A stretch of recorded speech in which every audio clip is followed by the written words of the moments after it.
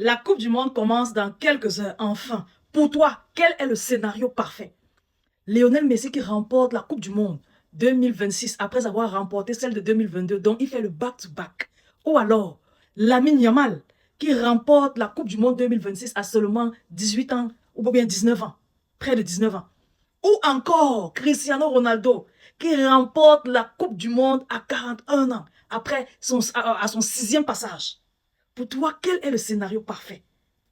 Vous imaginez un peu, dans un monde fou, l'Argentine réussit à gagner tous ses matchs, se hisse jusqu'à la finale, joue la finale, peu importe l'adversaire, gagne avec un grand Messi. Un Messi buteur, un Messi meneur, un Messi porteur de son équipe. Messi avec de l'aura, Messi comme on connaît là, comme on aime là. Vous imaginez un peu. Ça va faire le back-to-back. La personne qui avait fait ça avant lui, c'était Maradona. Il a fait ça 3 fois. Back-to-back-to-back. Non. Oui, je pense 3 fois. Back-to-back-to-back. Messi, ça va faire le back-to-back. Vous imaginez un peu la folie. On n'a plus besoin de comparer Messi et Ronaldo. On sait que sur la table de Messi et Ronaldo ne s'assoit pas. Mais vous imaginez la grandeur de la chose. Est-ce que vous préférez ça? Ou alors, vous préférez voir Lamine Yamal, le plus jeune détenteur de la Coupe du Monde, à seulement 19 ans, ou bien 18 ans, près de 19 ans, en étant un acteur majeur, en gagnant tous ses matchs, en s'imposant comme il a l'habitude de faire, en dribblant, en faisant des passes décisives et en marquant de nombreux buts. Vous imaginez un peu.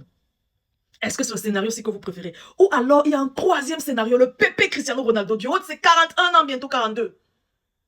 Le gars réussit enfin à traverser les 8e de finale. Il va en quart de finale. Comme si ça ne suffisait pas, il va en demi-finale. Comme si ça ne suffisait pas, il va en finale.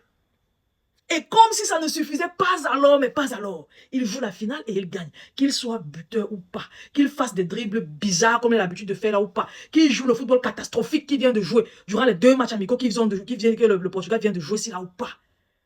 C'est qui est là que durant le 3e scénario, Ronaldo CR7 réussit à jouer la finale et de gagner la finale à 41 ans et plus.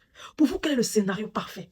Je sais, pour les fans de Ronaldo, c'est facile. Ronaldo remporte la Coupe du Monde. Ils vont dire qu'avec cette Coupe du Monde-là, Ronaldo est meilleur que Messi. Mais ça, c'est dans le délit des personnes qui n'ont pas, qui n'ont rien là-dedans. On va dire ça comme ça. Parce que c'est prouvé, tout le monde est d'accord. Même les joueurs portugais sont d'accord. Sur la table de Messi, Ronaldo ne s'assoit pas.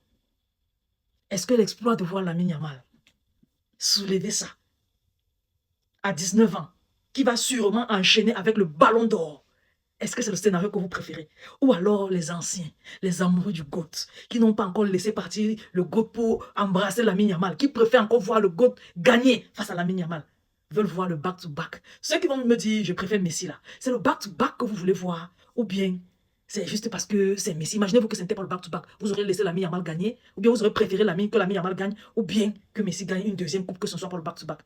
Personnellement, j'aime beaucoup Lamine Yamal. J'aime énormément Lamine Yamal. Il a assez de temps pour gagner la Ligue des Champions, la Coupe du Monde.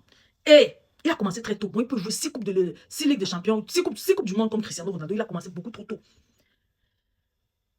Pour le Ballon d'Or, il n'avait qu'à gagner la Ligue des Champions avec le Barça pour mériter un Ballon d'Or. Même l'année passée.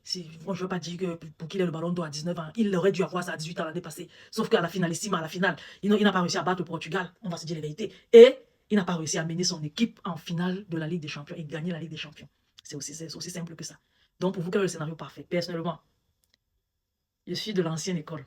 Je vais préférer la Polga avec son back-to-back.